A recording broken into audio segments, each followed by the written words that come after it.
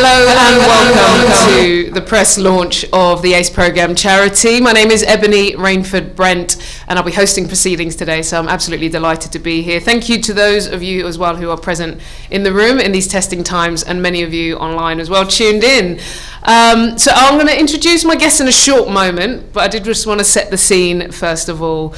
On the 28th of January this year, the ACE Programme, the African and Caribbean Engagement Programme, was launched in a bid to address the decline in black cricketers of 75% and also a dwindling recreational game. Within a short period of time, the ACE Programme has broken down many myths surrounding the black community and also given us a chance to examine our beloved game and see that there's real potential to make a difference. Today we're going to announce this exciting partnership with Sport England, who have invested over £500,000 over the next 3 years to support us reaching these communities and to make a difference.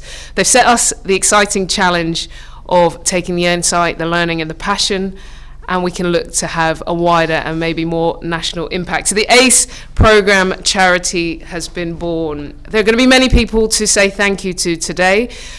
Sport England, first of all, for their impact, and there's a couple of names I want to pick out: Lisa O'Keefe, Alexander and Phil Smith. Surrey County Cricket Club, where we are sat today, the Chief Executive Richard Gould, who's in the room, who's been a driving force behind the ACE Programme. Tom Harrison and Sanjay Patel at the ECB, who have invested funding to allow us to expand into Birmingham. Stuart Kane, who we'll hear from later, from Warwickshire County Cricket Club, our first official delivery partner outside of London. So in the room, I have two awesome guests. To my right, Board Director Chris Grant. It's good to be here, Ebony. Can't wait to speak to you in a moment. And Chevy Green, the first employee of ACE, who is going to be running the show, Director of Programmes. Thanks for being here. No problem, thanks, Ebs. All right, I'm going to speak to you in a second. I'm just going to say a couple of, hopefully not too emotional words. My emotions have got the best of me this summer, so I'm just got to try and keep it in check. But personally, I walked through the doors of this club 25 years ago, and it's given me the platform and opportunity to be, and an honour of being the first black female cricketer to play cricket for England.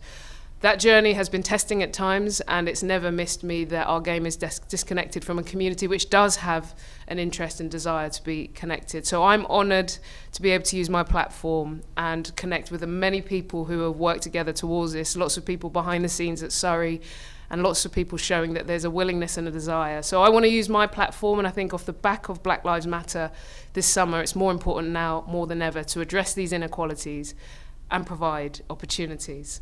So I don't think there's a better person, there wasn't anyone I wanted to talk to more and have sat here than you, Chris, today, because I've seen you be quite vocal about the need. First of all, what does this mean? Sport England are putting some good investment. Why is this important? It's hugely important, Ebony, because what all our research shows, and one of the things that's a real theme of what we're doing at the moment is we're trying to base our actions on the evidence, and our research shows that young people in particular want to be active, they want to experience different sports. Cricket is a proven sport in terms of getting people's attention. Not all of them fall in love with it, but the thing that's missing for so many of them is opportunity. If you give them the opportunity to get involved, many of them will grab it, and this is such a brilliant example of a programme and now a fledgling organisation that's going to help many more young people have those opportunities. So it's a no-brainer for us to get behind this. You've been quite, I've watched a couple of your interviews. You did one on Sky where you sort of did a sit-down talk, and you've been quite frank actually about the need for change. Yeah, and I think cricket's a really good example of a story which doesn't get told often enough. About the journey of sports and different communities. One of the things that we've done in Sport England is starting to break down. We've seen through COVID how people from different backgrounds, both in terms of their socio-economic status, geography of the country, but also where their parents and grandparents came from, are having different experiences. The same applies in sport, where, you know, this is called Afro-Caribbean engagement. And the way I look at it, you know, it's more a re-engagement. And the Afro-Caribbean community wasn't engaged to cricket, it was married. When my father, who was part of that Windrush generation, he came actually before Windrush during the war, you know, cricket was a complete part of his life coming from Jamaica. But something happened, and so there was a kind of messy divorce between the Afro-Caribbean community and cricket in England. And so this is kind of mending that and putting it back together. And I just think that's hugely important. What about personal experience? Have you love the game actually, and you've got your own. What have you experienced yourself?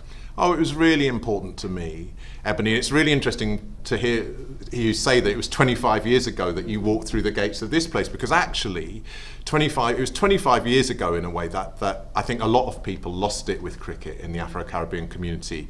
That was the year when there was an article published in Wisden about, suggesting that Devon Malcolm, who at that point I think was a record wicket taker in a single test, how could he really be English? The title of the article was "Is It in the Blood?" That was the year 1995, 25 years ago, when Norman Tebbit introduced his famous cricket test, which was absolute nonsense, but really resonated for some people. It was also the year, frankly, where the West Indies toured England, and some of the cricket grounds, including this one, were really proud of the fact that they'd introduced new ticketing mechanisms and were banning musical instruments and banners, which meant that a whole generation of West Indies supporters, English people who were supporting the West Indies, got thrown out of the game. And I think for me personally it was a heartbreaker, because when I was a kid, people like Clive Lloyd, for example, were just massive in my development. I literally would not be here today if it wasn't for those very few people, Sir Trevor MacDonald, who's one of the ambassadors for ACE, those very few people who I could see in the public eye, who I could look up to, who were conducting themselves in this amazing way. So for me personally, that rupture with cricket in the 90s was painful, and I think for lots of people in the Afro-Caribbean community, men and women, there's been this kind of ache in their heart for the last 20 years, and I think I don't want to put too much pressure on ACE in a way, just work with the young people and do those things right. But I hope and I believe that one of the consequences of this work will be to repair some of those relationships. That's some of our hope. The last question I want to ask you on this is, be honest with us. You've seen sport from a lot of different angles. What challenges have we actually got ahead of us? As an organisation, what do we have to be prepared for? I think that you have to balance. One of the things I really love about ACE and what I've seen, I mean, first of all, and once again, you've made it easy for Sport England, because what you've done here is you've trialled it, you've prototyped it, you've provided a kind of proof of concept. And I think increasingly, from a Sport England point of view, that's what we're trying to do. We're doing lots of work in localities where people are coming up with good ideas, trying them out, and then we're getting behind them and helping them grow. But I think for me, one of the things I really like in what you're doing is you're thinking about the whole of the young person. And any program which is interested in talent and which would quite like to get some young people into and through them who can develop and maybe end up playing for the first 11 or even representing their country, which is brilliant. It's balancing that with making sure that every single young person that comes into contact with the program gets a benefit from it. And I love the fact, for example, in ACE, that one of the things that you've talked about is that you're really happy if some of the young people maybe are inspired to become scorers or umpires or nutritionists or physios, because sport, we always talk about how sport can unlock potential in young people. But that potential often is expressed through their working lives and through them finding pathways through life, which only a small minority can succeed on the field. But I love the fact, I think if you can, and I've seen you try that out, and I think the biggest challenge will be maintaining that balance between excellence on the field, but also the generality of how you work with young people. Brilliant. Well, thank you for your thoughts, and no doubt there'll be some questions later. Well, some of you may have seen, some of you might not. This summer, Sky Sports came down to the Oval to have a look at some of the young people involved in the programme. I have to give credit as well to Sky. I know I'm slightly biased being involved, but I do think their coverage, especially around Black Lives Matter and sport and cricket and using their platform, has been game-changing. So they gave some airtime to some of the young people. Have a look at this video. Here at the Oval, we've been trying to tackle some of these issues regarding re-engaging the Black British community for a while. Back in January, we launched a new initiative. Own it. Girl, you just own it. 'Cause your body's on fire. As we know, there are less people playing cricket at the moment, especially in the black community, and this is just an opportunity to engage black or African players within the community. They all won't necessarily end up as cricketers, but they might be fans of the club, or they could be scorers. There's loads of things they can get involved in.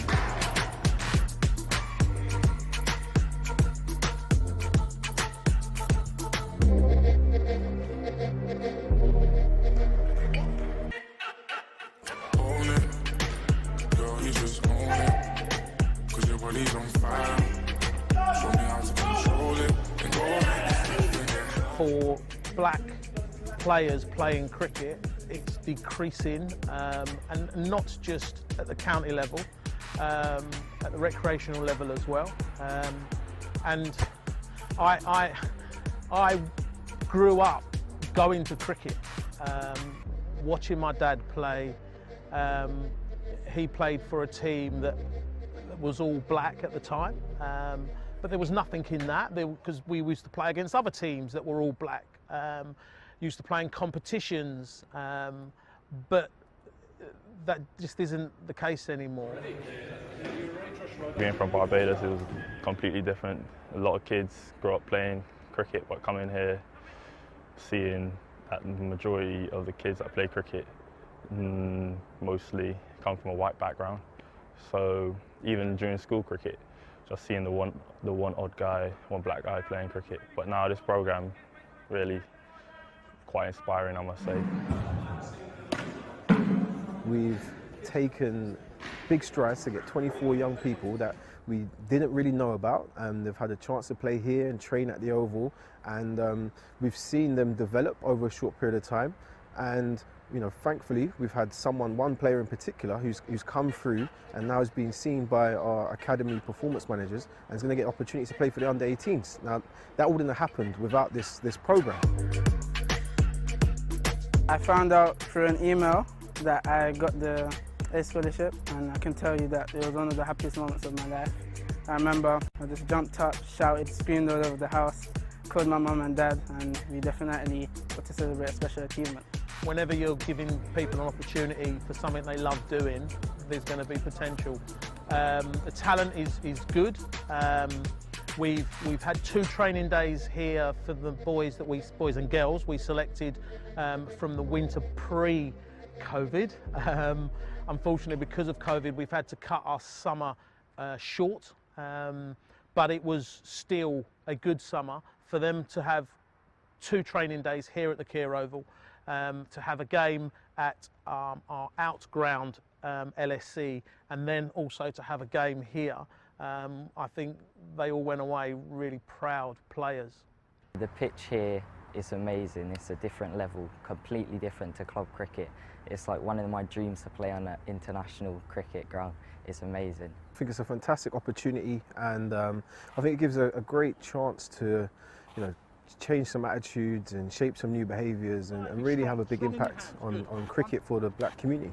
Where I'm coming from, playing a high standard of cricket is very rare. I'm coming out here where a lot of legends play cricket, and some of my idols have come out here and scored a lot of runs. So yeah, it was an amazing experience. You're going to come and stand here. We're looking and finding anybody out there that wants to play cricket. But also with that comes, we can help you access not just playing at county level, but we hopefully could get you to access playing at first team club level, or becoming a scorer, or getting involved with being a physio, or an S&C guy. So there's so many angles that you can be within the game, that their taste of cricket will help them explore where they want to go. My ambition in the game is very high. I really want to play international cricket for England. That is my dream since I've been a little boy. And it would mean the world to me to definitely play for England, and it would just be an honour. To get the next Geoffrey Archer, Sophia Dunkley, Ebony Rainford-Brent, Alex Tudor, that's what we want to do, and that's what we're here to create. But also, can we create the next Chevy Green, the next person to work in sports development to help, the next umpires, the next scorers, the next, whoever, if we can do that through this programme, which we plan to do, I can't wait to see what happens. So we only launched this initiative a short few months ago, and we're already seeing early signs of success. A thriving academy program with 25 graduates and a community program about to roll out. We did not even realise the potential on our own gates. There are 33,000 young black British kids walking past these gates every day. Just imagine the potential in other areas around the country. If we come together and work together, we could see accelerated change.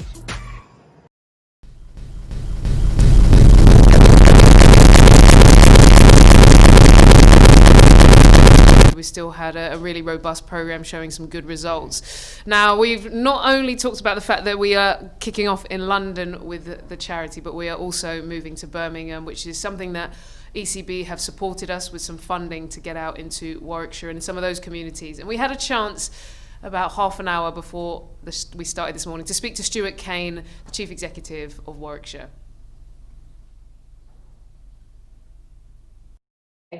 Stuart Kane, first of all, absolutely delighted to have you on board with the ACE programme, the first city we're going to be going out to. But for you, why is it important to you at Warwickshire to get involved with this programme?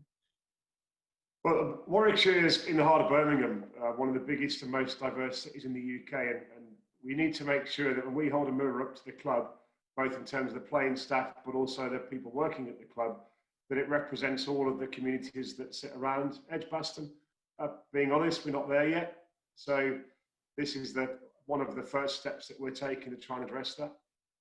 Yeah, we had a call, didn't we, with a lot of your team, everyone from people like Paul Farbrace to Ethan Gordon. There was a real enthusiasm. I was actually surprised when we started the conversations, but there seemed to be a real appetite amongst your staff and team. Yeah, there really is, because I think we've worked really hard with the South Asian communities over the last 4 or 5 years, and that's really started to show results now. About 60% of our academy age group comes from South Asian communities in the city. We've just signed another lad, Manoj Rahal, on a rookie contract, so he's come out of the academy. We had a wicket keeper last year, Vikai Kelly, come through, and we had a 14-year-old spinner, Taz, from one of the communities in Birmingham as well, play for the seconds last year. So we've really, having invested over the last 3 or 4 years, we've started to see that come through now in the quality of players that are coming into the top end of the academy and hopefully getting into professional contracts. But if you look at the black community, cricket in Birmingham 15, 20 years ago in areas such as Handsworth, etc., was a really vibrant sport. You've got really vibrant clubs. And it wasn't just about the cricket, it was about the social side as well. It was a place where people met, it was a place where people helped each other, and it was really part of the social scene. That's fell away a bit over recent years. And I think as soon as we started talking to you, it just really became obvious that we'll be absolutely crackers not to do this, because it's a really important community. I personally feel that we should make sure we represent everybody in the city, not just certain communities. And so it was really important to say, let's raise the bar a bit about how we work with the Black and Afro-Caribbean communities, sit alongside the work we're doing in other communities to represent that broad diversity across the city and make sure we do try and get to that objective of holding that mirror up and making sure that we represent everyone. Let's be honest as well, that for all of us, whether it's here in London, Birmingham, around the country, there are going to be challenges, right? What do you think in your area are going to be some of the hardest ones to crack for us to make success in this? I think the first challenge is that we've got to make sure that this looks serious. It's a proper programme. So that's why we're keen to work on the coaching side of things, about identifying talent and getting into the pathway, but also how do we use that as a catalyst to help clubs like Handsworth Cricket Club and Holford Drive re-establish their position in the communities, and then how do we also link it in with the Edgbaston Foundation to make sure that we are launching some social initiatives that sit alongside the cricket programme.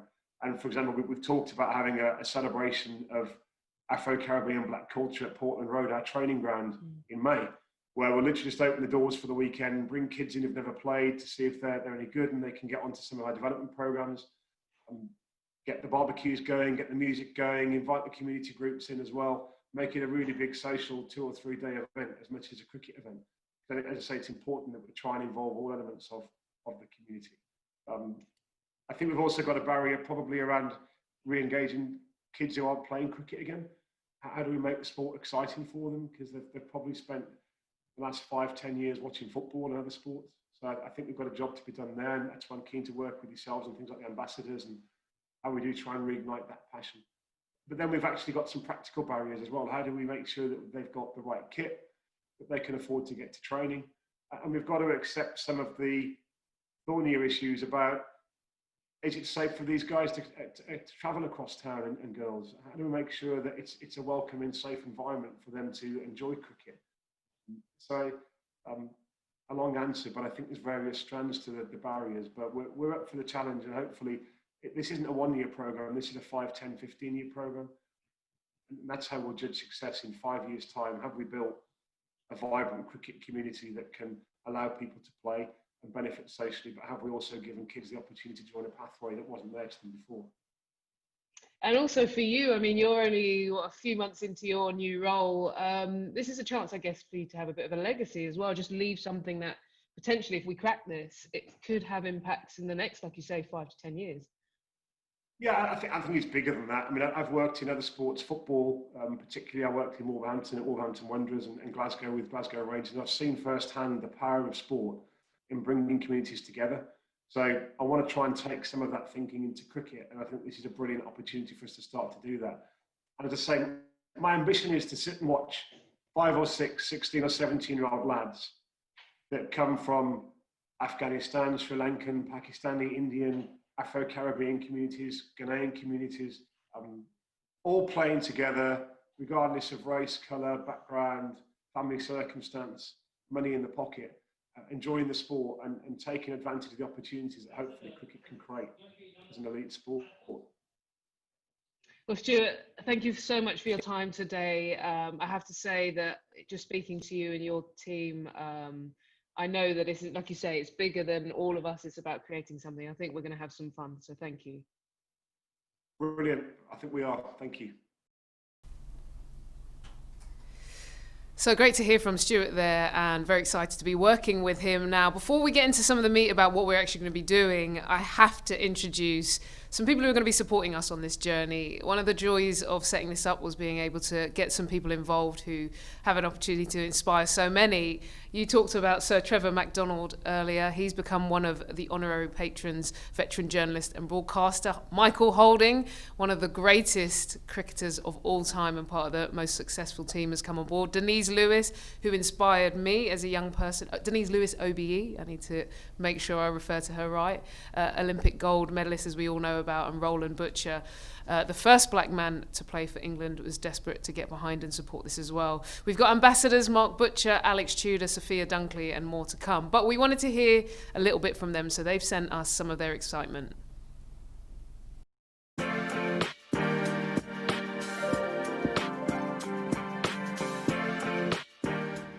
I want to congratulate everyone associated with the ACE program charity that's about to be launched. I know Ebbs, with you as a chairperson, with all the great names that I see associated with the organization, that you'll be doing great things. I'm looking forward to it. Congrats again and good luck. I just want to say a massive congratulations to the ACE programme who are about to be launched, a charity who is doing some amazing things and giving young cricketers an incredible opportunity. I'm so proud to be an ambassador for the ACE programme, and I wish everyone involved the best of luck going forward. Good luck, guys. Today is truly a great day. The launch of the ACE programme, a brainchild by my good friend Ebony Rainford-Brent. It's been an honour and a privilege that she has asked me to be an ambassador. And just to see the names that she has brought together is absolutely phenomenal, and everyone just willing to help her in this great cause. I'd like to wish everyone associated with the ACE programme the best of luck, and let's just get this going. Today is a very special day, the launch of the ACE programme charity. I would like to take this opportunity to congratulate Ebony Rainford-Brent on the magnificent work that she has done to get it this far. As a patron of the charity, I am delighted to join the other patrons and look forward to making a meaningful contribution to a very worthy charity. I hope you all have a great day and look forward to working with everyone soon. Hi, Mark Butcher here. Just wanted to say huge congratulations to Ebony Rainford-Brent and her team for getting the ACE programme off the ground. I'm incredibly proud to call myself an ambassador for such a wonderful programme, and I cannot wait to see the kids getting out there and enjoying the great game that is cricket.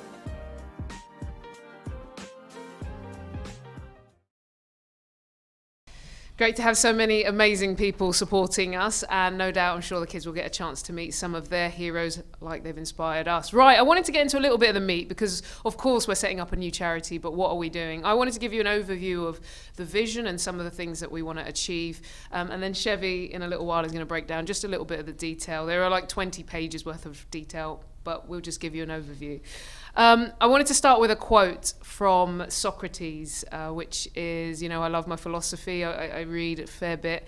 And this quote sort of sums it up to me. The secret to change is to focus all of your energy not on fighting the old, but building the new. And I think this summer, yes, we have seen the experiences, the challenges, the frustrations that many of us experience and many people have continued to, but we want to draw a line and now create a positive new vision for the black community. I hope this, if we get this right, creates a legacy that could create a movement that could change the thinking around this. So, there's a lot of work to be done to readdress that, but we want to draw a line and create something empowering and inspiring.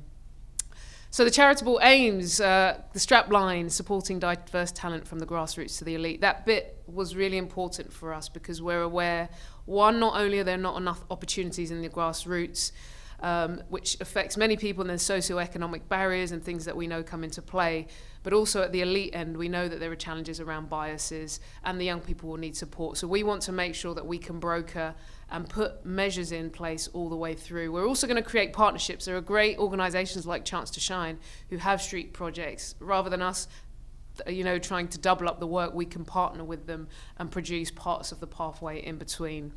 In terms of our sort of 3 key areas, so we're going to be building talent ID into all the grassroots. Currently, there's not really a robot. I would say it's non-existent in many of the black. Chevy's laughing because you work on this day to day.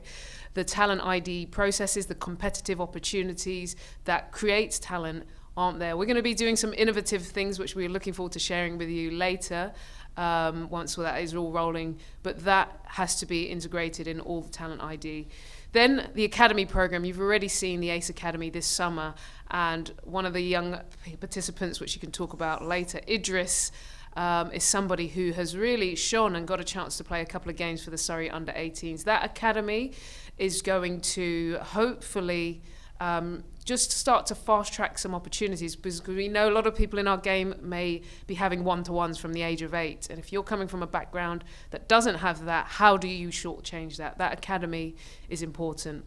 And the third thing that we really want to be doing is developing a diverse coaching network and a volunteering network, and we're going to become working with ECB, an accredited coaching centre, to be able to empower more coaches from the community and provide opportunities there.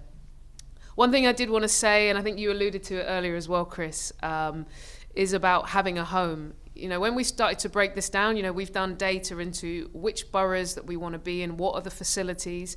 The biggest thing that struck me, West Indian clubs or the black clubs that tried to get established never got homes. There's a lot of wandering clubs. Around here we can pick off 6 that we actually saw a couple of players come through.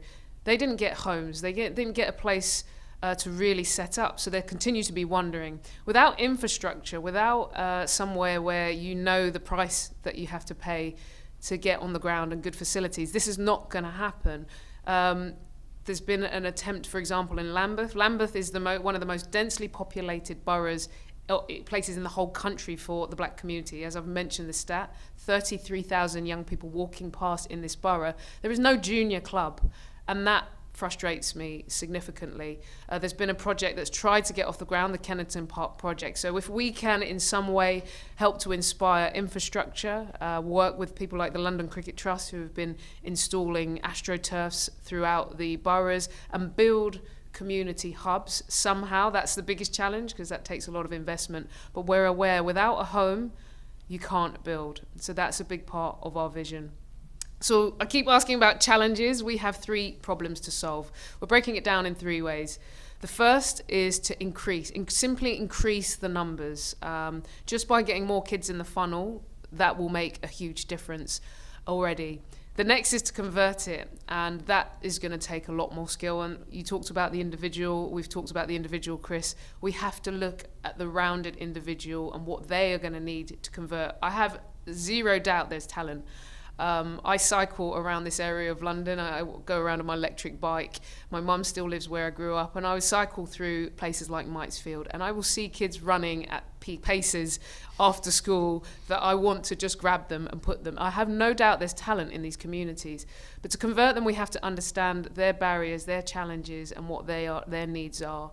And so it's important for us to be aware. To convert that, we have to put a lot of work in understanding in. And then finally, sustaining as a charity. Let's face it, we've got funding for 3 years, and we're so grateful to Sport England for providing that. But for us to be a charity that's here making a difference in 10, 20, 30, 40, 50 years' time, we need to really be smart. We need to have a good business structure. And that's why I think I'm also grateful for the investment of our trustees, such as Richard Gould and Andrew Lane, who have brilliant business minds, and I think they will help us to shape our thinking about how we become sustainable and really can make a difference in a long-term impact. So the thinking processes behind everything we're doing, these are the areas I want to put through a filter for everything. One, we want to accelerate change. I am impatient. Richard Gould, who was the first person I spoke to when we wanted to set up ACE, said, get it done now, like now, let's not wait. So accelerating change is important for us. I've already got grey hairs. I don't know how many you all have, or maybe you don't know if they're kicking through. But as soon as I see that, I know time is ticking. And I don't want to wait 25 years to see results. I want to see them soon. So we've seen some success this summer, but our challenge is to accelerate, not just in one area of London, but accelerate that thinking and momentum around the country. A female focus. We only attracted 17% of females to our open days, and being a female myself, I know there are different challenges and different barriers. Only 2 were selected out of the 25 for the academy. So we want for this program to be a success, that it's a 50-50 ambition, that all the programs and all the work is making a difference for both. To get there, that could take a lot of work, but that is important. Next is insight driven. Data is going to be so important, and case studies, unpacking the detail.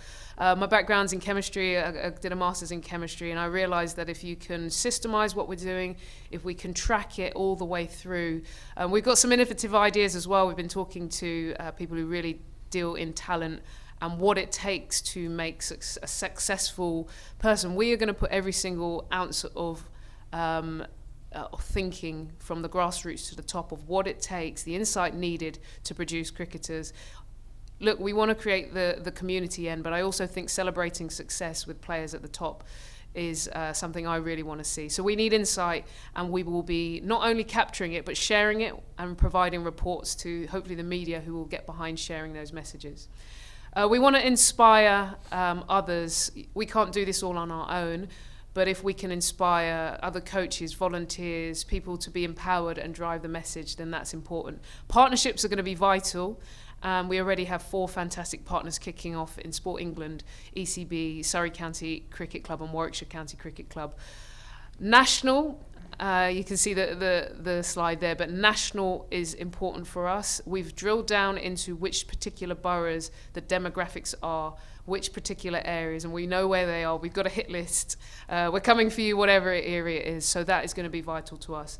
And then finally, social impact. This summer, the Black Lives Matter has really shone a light of the inequalities that doesn't just exist in our sport, it exists in society. And we think the young people can become pillars to inspire. We think the program can offer more. If a young person doesn't make it as a cricketer, doesn't mean that they can't have a wider impact. So we'll be looking to try and broker relationships such as apprenticeships, get the young people to volunteer in the community, and really make this something that has a wider impact more than just sport. So finally, what does success look like? Well, the good news is today we are celebrating. We're all sat here, and it's great news today, but I'm a realist, and I know that in a year's time, someone's going to be knocking on our door saying, where is the success? Where is the numbers?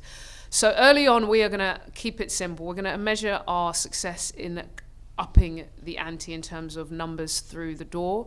It's going to take a lot of energy just to start putting the community roots. So we're going to measure numbers in, and we're going to be measuring community relationships.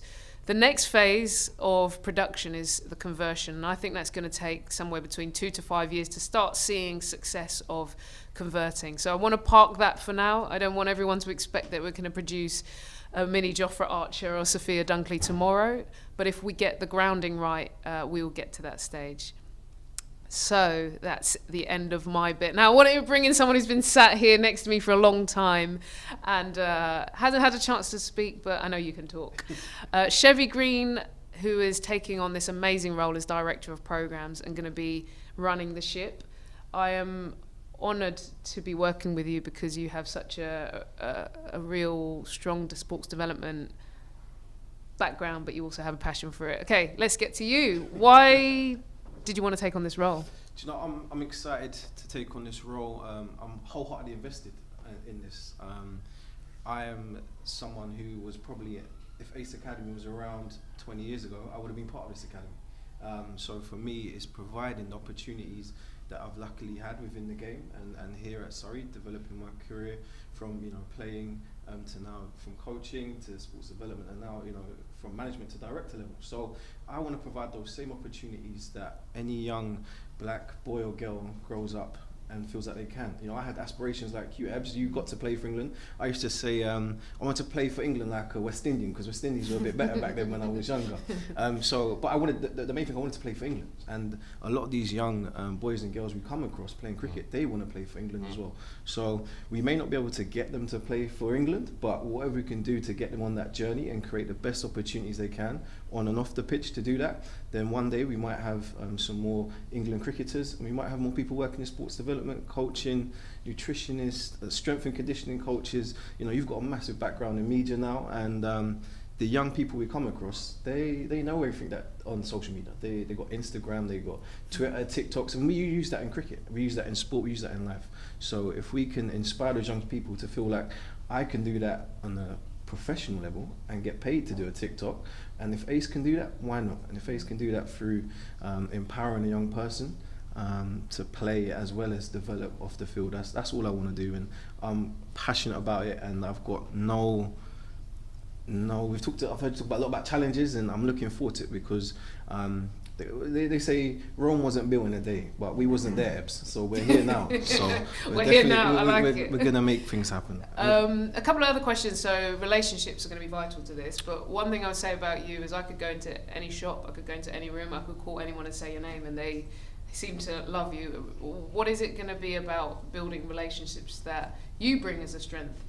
Yeah, you can't progress without others. You need people along the way, and you touched on it earlier. There's charities, there's community groups that are doing some fantastic work. So why try and duplicate it when we can support each other and get to where we want? Because at the end of the day, we all want the goal. We all want people to improve, develop as people, as players in cricket. But it's bigger than that, and we can help each other. And the key stakeholders. Luckily for me, over these few years, I've built some great relationships that is holding me in good stead now. That people are phoning me saying, from different parts of the country involved in cricket, saying, "Chev, how can we be involved?" So I think it's crucial that those partnerships, and I can't be thankful enough to Sport England. I can't be thankful enough to Warwickshire to get on board, and most importantly, I can't be thankful enough to Surrey for backing and believing in the programme as a start. And one of the things that is encouraged here at Surrey is being the first to do things, and we've been the first to try and launch this programme, and now we're launching it as a charity, and I can't wait to work with anyone across the country. So please reach out if you're interested. We're going to make some real change, and you've touched on that word accelerated change a lot. We speak about it a lot, and ACE, you've got African Caribbean engagement, but you've got accelerated change and empowerment, and we're just going to empower all the people we work with, wherever they are. One more question before you talk a bit about the programme, but I think it's worth mentioning Idris.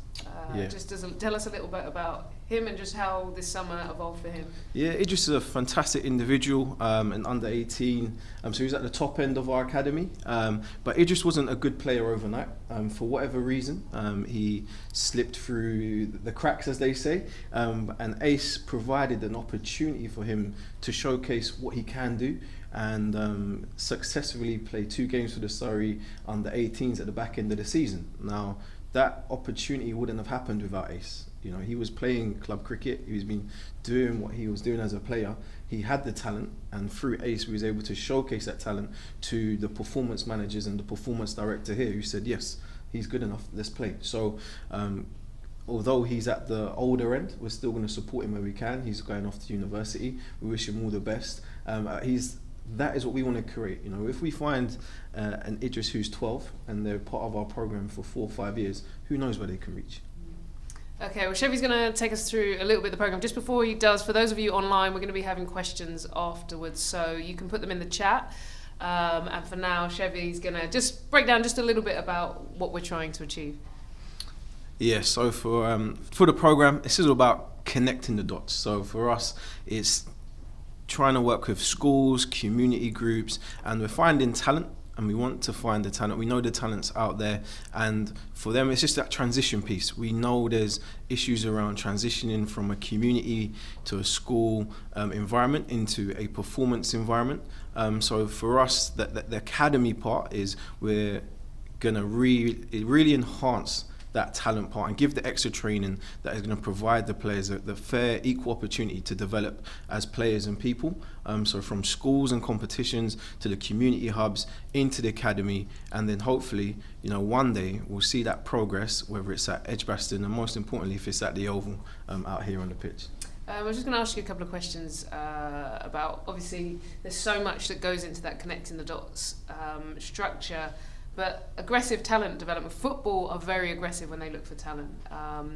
You know, and I know we're looking at doing some sort of X Factor type roadshows. Just unpick a little bit of what that might look like. Yeah, as you touched on it earlier, Ebbs, and we've got targeted boroughs and targeted places across the country that we want to work in where there's a high black population. So we'll be pulling other communities along the way within that, but it's a targeted approach, and it's those relationships that we spoke about that are crucial to that, especially when we're going outside of London and other parts of London.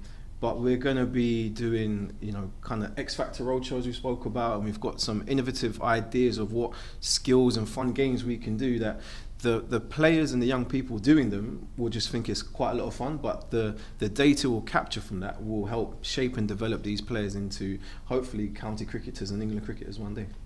Awesome. Okay, well that gives you an overview. I mean, there's 20 pages behind that thinking, which I'm sure we haven't all got time for today, but no doubt there will be time for some questions. So there's a few people in the room, and there's obviously some online on the chat, so it'll be worth opening up to the room. Any questions, please? Yeah, all right, Ebbs. Hi, Phil. For that, by the way. Fascinating stuff. You mentioned, Chevy, a lot about community groups and schools as well, of course, but not much mention of clubs, and I assume that needs to be the end game, right? That we talk about converting these young cricketers, young cricket lovers into sustained cricket, then you have to be working with the clubs as well, and then if one or two of them are particularly good, then hopefully, as you say, you might see them out here at the Oval or Edgbaston, but the middle bit has to be the clubs, right? So how much buy-in have you got among clubs? Yeah, which are cash-strapped and so on, and struggling to survive themselves? Yeah, at the moment we've got a good relationship with the clubs, but what we've found so far is, so you take the young man I mentioned, Idris, he didn't get to play for Surrey through his club, he got to play through the academy. So we're going to be working and supporting the clubs, and we know there's a lot of work and there's a lot of existing programmes that help the clubs, and we need them because not all of these players are going to play county cricket. So we need to find them a home, and for me it's just as important as finding an England or county cricket player is to help these young players develop into, if it's the best second 11 player they could be, first 11 player, third 11. Clubs need to be sustainable through the work that we can do on and off the pitch. Hopefully that will support the club network as best as it can. But yeah, no, we definitely need the clubs. But for us, I guess where I mentioned a lot of the schools and community groups is we need to find the players first. Unfortunately, for however many years, there hasn't been an abundance of young black players coming through, so we need to go where they are, and they are at the schools and at the different community groups. So let's do that, and yeah, no one's going to neglect the club. I've been working with clubs for the past 7 years, so I know how the impact they have and the journey that they hold for a young player. And I think through the program where this can help with clubs as well is that transition piece on when a young player turns up to a club, black, brown or white, if they've just come from a school or a community hub environment, it can be a bit of a daunting experience going in where you see loads of children and adults playing with a helmet and hardball, and they're not used to that. So hopefully through some of the ideas we've got, and Ebony touched on it through the coach education program, we've got a part in there about mentoring. So just helping even with that transition, helping support the young player and their parents' journey into a club environment as well as the county. Thank you. Yeah, hi Chevy. Hi. Just on the same stuff, could you sort of tell me a bit about what sort of the profile was of the players who took part in the trials at the start of the year, sort of the range of how much they'd played before, the age, that sort of thing? Yeah, it varied. So the age was 11 to 18, and what we found was we wasn't sure what type of players we were going to get through the trial system that we had, but by the end of it, we kind of worked out a bit of a tier system. We had a bit of a tiered system that we kind of spoke about as coaches, because some were at the top level and some were at the junior level. There was quite a varied and wide gap between the levels. So for us, we've kind of, as the program develops, is trying to support the players who are maybe at the top, closer to having a chance to play for an academy, a county age group, and also support the players that who might not really reach that or might take a little bit longer. So just having the patience to work with them, and again, it will be connecting those with the club network as well. It might be worth adding a bit of data to that as well. So 46% attended didn't have a cricket club, so nearly half had no sort of club. But of those who got selected in the academy, 88% had a club. So basically, there was a strong link that if you were playing a richer form of cricket, your performance level was high. So we realised the 46%, actually some got through with actually a decent level. So we realised that 46% is where our potential is at, actually, is, we know there's a strong correlation, but that is also important. So I think that number was interesting to us, that almost half had no affiliation to anything, but still came with very good cricketing skills. Yeah, and if I could ask Ebony and Chris, sort of in turn, interested to hear sort of different perspectives on this. I think you mentioned initial 3 years of supporting and funding. Where do you sort of see the programme in 3 years' time in terms of, obviously, great step to expand into Birmingham, but is the ambition for sort of more hubs across the country within 3, 4, 5 years, and that to become a sort of fully national programme? Yeah, I'm going to be ambitious. I mean, I might shoot myself in a year for saying this, but I want to be in 5 cities. We've drilled down where exactly we want to be. The challenge for that is funding, so we've got to generate some income to make that happen. So where that accelerated bit has come is, we've got to lay maybe the first 6 months of this program down, which is going to be Chevy, first of all, hiring. We've got funding to hire 4 full-time staff to run on this. But then we've got already a marker point where we've got to go out and generate funds so that we can support other areas. So, the dream for me is to be fully operational in the next 3 years in 5 cities in the most targeted communities, and that's the first stage. There are more dreams, but that's the one that we want to hit quite first. Yeah, and one of the things that we're looking for is replicable models, and models which are so shiningly successful that you get a kind of pull effect where other clubs and other cities and other counties in this context will want a bit of this. And I think a really important consideration in all this from a Sport England point of view is that this is an investment with a massive return on it. So in a situation where fewer than half of young people, of children in this country are meeting the Chief Medical Officer's guidelines around activity levels, one of the things we've noticed when you dive into the data is that there's a measure which we call physical literacy, which is all about confidence and attitude towards physical activity. And for almost every group of young people, there's a direct connection between their level of physical literacy and confidence and their actual activity levels. The only exception to that rule is black kids of African and Caribbean origin, British kids of African Caribbean heritage, where they have the highest levels of physical literacy, wanting to be active, and the lowest levels of activity of any group. And that's all about opportunity. So any model which can be taken and run nationally, which is being in a very scientific way, looking at where particular communities are, as you've done, is going to be welcomed. And I think I'm very confident that by the end of 3 years, already we'd be seeing this model working in other places. Jyoti. Just very quickly, you were mentioning that there were only 70% of the participants that were female. You spoke about barriers, and only 2 out of 25 were selected. What are your main barriers, and how are you going about tackling them? Yeah, it's a really good question. So what are our barriers? First of all, I think the first is actually a perception thing. I don't think cricket is seen as attractive to females, first of all, but then when it's put in, and I know that actually that was my barrier, so I remember thinking it was absolute nonsense until I got the experience. So one is for changing perceptions and making cricket visibly cool and knowing that there are opportunities. That's why Sophia Dunkley, we've had a couple of chats, realises she wants to play a part in just shifting perceptions. Then the others are about female participation. I think we know that, you know, girls are less likely to be active, and then once they get to sort of secondary school. So one thing that we've looked to put into our program, whereas you know, we're going to be hitting the primary schools first to generate that early bit. The girls, we're going to put a really robust program later into secondary school, because girls make a decision later on what the sports are going to be. And we spoke to some of the talent team about what they noticed as sort of decision-making processes.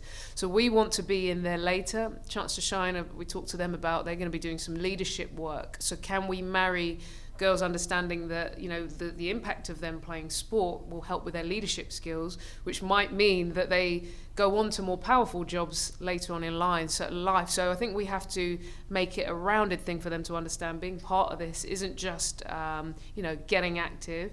This could make a difference to who you are and how you communicate when you get older. So we want to do more robust work a lot later with the girls. So that then we're connecting from sort of under 5s, under 6 for some of our early stuff, all the way through to later into secondary school. And we have to be there longer so we can capture more. So there'll be a lot more investment of time in the later stages for the girls. I just wanted to add to the point on 2 girls. Now, I would love to be proven wrong, but you know, I'm yet to be proved wrong on this. There isn't 2 black girls in any cricket academy in this country. So the fact that we launched this ACE Academy and we found 2 young black girls, I think that's something that should be celebrated, because there's not 2 black girls playing in any other cricket academy in the country. So it's an achievement, and as this program develops, we'll get more young black women becoming players, coaches, leaders, and role models within their community.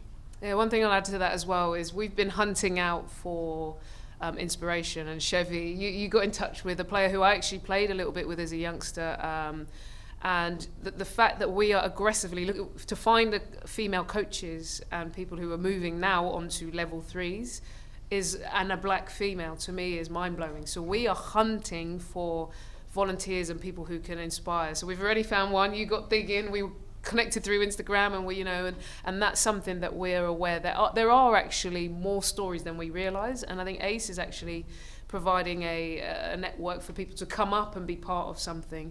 So finding female role models is going to be really important. Another thing we've been challenged by ECB, can we find some black female role models who maybe not cricketers? And I've already spoken to my mum saying, right, get your girlies in the local area, right? We need to get some ACE ambassadors. Like, that's how, I'm saying the word aggressive, but that's how important we feel it is that we really reach out and bring people in. Can I just ask just quickly, I spoke to Alex Tudor a week or 2 ago, and obviously he's one of the ambassadors, and he said in his great way, it's a great scheme, it's a great programme, but should it have been down to you to do it? Are we playing catch up? Are we? And I know that the Socratic quote, but are we playing catch up in reality after years of complacency in the ground? Very good question, Phil. I'll be honest. Look, is it down to me on paper? No. I think this is something the game should have done. That's just, and I'm going to get your opinion on it. You can say what you think. So I do think it should have been down to the game. But where I am is I'm run out of patience. I've hit that point, and it's like the more and more we do this, the more and more actually I'm getting more and more frustrated of this needs to change. But what I would say is there is a willingness of more people in positions of power. I've had some really good conversations with people like Ian Watmore, Tom Harrison coming on board, Sanjay Patel, speaking to Stuart Kane. The people in positions of power want to do something. And the other thing I also recognise, and I have to be honest, it's going to be easier driving this looking like us in some ways. And so in some ways it's important for me, Alex Tudor, all of us around the table to help bring that conversation forward to bring everybody together. You know, it's not a black or white thing. I think we've all got to work for it. So I wish if it was done earlier. I've hit the point of let's just sort this out. But equally, I do appreciate that, you know, using our faces and our voices will be really important to drive this. And Chris, I don't know what you think. Well, I want to first of all use it as an opportunity to pay tribute to you, Ebony, because you know, a lot of us have been saying for many years that sport should be playing a leadership role, not just around its own sporting issues, but around societal issues. One of my favorite, you know, we can't do this without mentioning CLR James and his, you know, what do they know of cricket who only cricket know? Cricket takes place in a context, and sport takes place in a context, and sport should lead society, not follow. And we've been saying that for a long time, but the difference now is that there's this generation of athletes, current and recently retired. Look at what Marcus Rashford's doing. Look at what Alice Deering's doing in swimming. Look at, you know, there's John Amici, retired from basketball. These characters who share your impatience. And I think that's the difference. And from an institutional point of view, our job is to get in line behind them. Not in an uncritical way. We need to help them shape their you know, how we're going to measure success. But I think this ACE is a really good example. And to be honest, it's one of the first proper examples of kind of public funding and lottery funding in a very managed way, an appropriate way, getting behind the energy and the stardust, but the combination of philosophy and science as well here, which is just going to cut a swathe through some of the most serious problems that we've got in society. You know, we're launching this today, the day after it was revealed that over 20% of black people have been laid off after furlough, against an average of 9% in society, where there was a report from the Independent Office for Police Complaints saying that during lockdown, 22,000 young black men have been stopped and searched in London, which is equivalent to 1 in every 4 young black people in the city. And all of these are issues which are going on, and sport can play its role in solving them. You know, I don't want you to get distracted by feeling you have to solve those problems. Run your ACE program and your foundation well, but one of the consequences of that will be improvements in other areas of society. And I pay tribute to you, Ebony, to you, Chevy, and to all of the younger athletes and coaches who are really just losing patience and just getting on with it. Cool. I think that's most of them. Anything, John? One question online.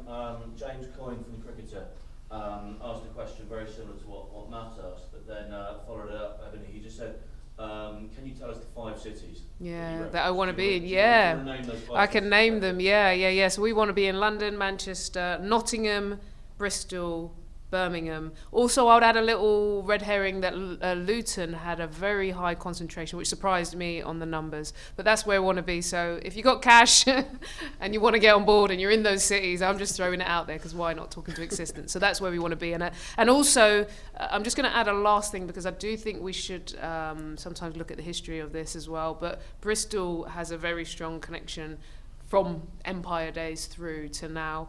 Nottingham is a big community where the black people communities have gone to. You know, if you historically look at where we're trying to get to and why, there's a deeper reason why we need to get to them. So those are the cities we want to be in. And then Luton is a little bit of a red herring, which surprised me on the data as well. Brilliant. All right, thank you everyone for your time. I think we're about on time. It's run well. Chris, first of all, a massive thank you to you because you provided Stardust to us today with your experience and expertise in the world of sport. And to Chevy, all right, you ready for this? Always. All right, let's go. Thank you so much for your time, everyone. It's been brilliant.